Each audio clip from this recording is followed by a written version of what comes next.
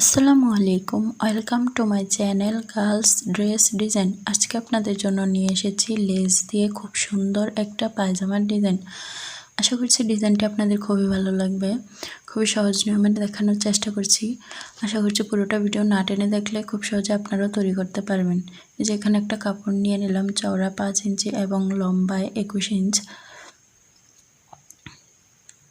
এটা আমি কোনা কোনা ভাঁজ করে চিকন করে সেলাই দিয়ে নেব।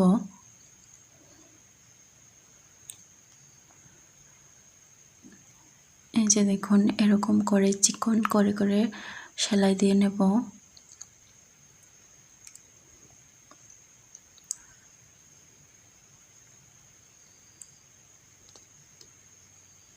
এই যে দেখুন, পুরোটা কাপড় এরকম করে সেলাই করে নেব।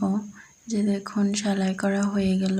এবার আমি অপর দিক থেকেও এরকম কোনা করে